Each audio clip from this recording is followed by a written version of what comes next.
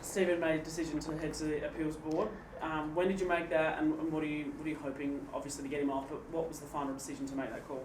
Yeah, look, obviously we think we've got a pretty strong case, clearly. We spent a fair bit of time yesterday with the lawyers and, we went through all the case and making sure that we've got a clear right to appeal, first and foremost, and then it's really over to the lawyers to fight. We think, he had a play on the ball and, it was a football incident, and that's ultimately from my perspective, that's ultimately the argument that we'll go with. But clearly there's some legal stuff that they'll go through in terms of the case, as part of the appeal. But you can see it's divided a lot of the public, and I think it's one of those cases where everyone wants it to go through the appeals and see what the outcome's going to be.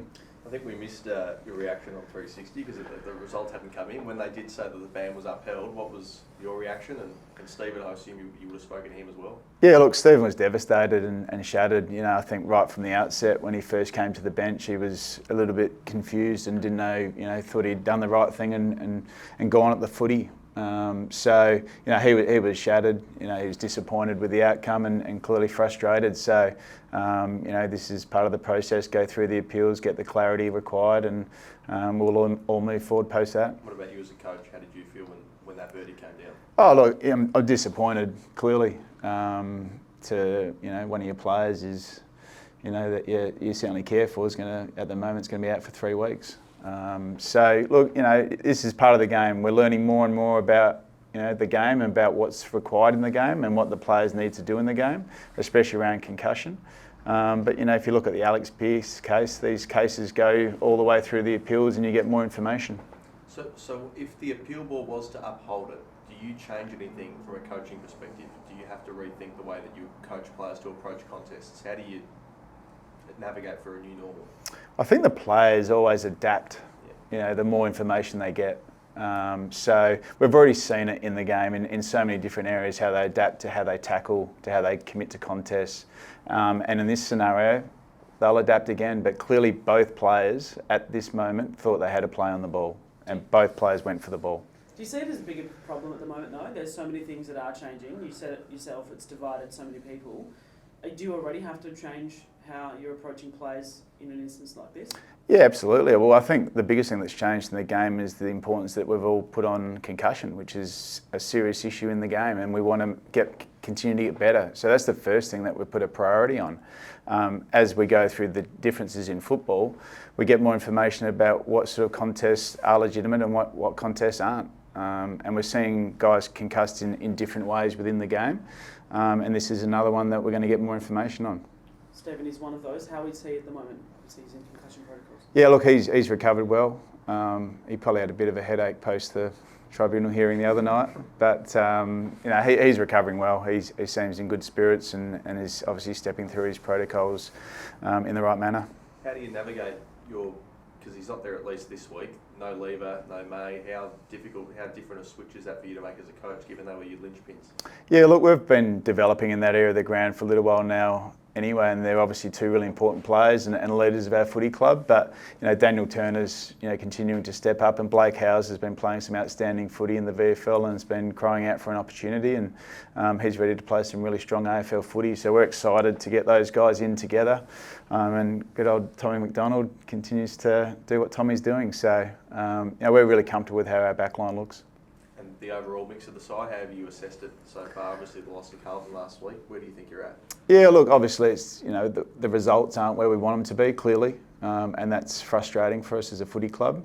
But in all the games in the last 6 or 7 weeks, we've been highly competitive, and I think that's where the frustration sits, is we've been able to put ourselves in games, and we need to learn how we turn those into positive outcomes. And one of those things I spoke about in the last few weeks has been our starts. Our starts have been poor, and it's made the game more challenging than potentially it needs to be, and that's why we're not getting the results we need. So we're growing, we're competitive, but we need to start transitioning that into some really positive results. Are you starting to see things stick with the younger players now, who are probably getting more games under them? Yeah, it's really important that we get games and development into our younger players, and they're playing roles that are really important for us in the team, and they're growing all the time. They're getting better, and that's what we're trying to do, is to get our mature players to play to a certain level and the younger players to develop at a rate that makes us an incredibly competitive side. And what we've seen since round 5 is we've become highly competitive. We're not losing by a lot, we're not winning by a lot, but we're in every game we play,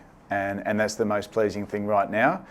But we need to continue to transition that quicker to really start to get some positive results. So because finals are out of the equation, how much have you thought about 2026 and beyond, and how many changes do you foresee there needing to be to the list? Do you have to get younger, older? Where does it sit from that point of view? We just need to add to our list high quality players, as many as we can get in through trade, through the draft, through whatever mechanism we can to grow our list. Right now we need to continue to add, especially through the age bracket of 24 to 30, where there's no question that we've been pretty strategic and gone to the draft the last 3 or 4 years in a pretty aggressive manner.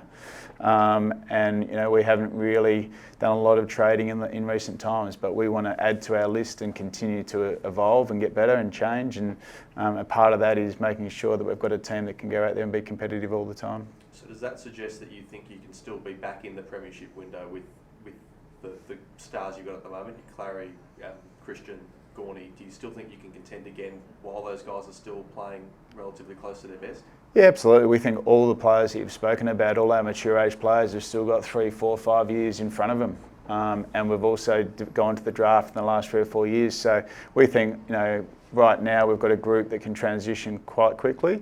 We're in a hurry to do that, but we need to be really strategic and smart and continue to grow and develop. And it's not just what you do in the off season, it's how you develop your players internally to get the spike that you need. What about you, Goody? Do you have the energy to take them back there?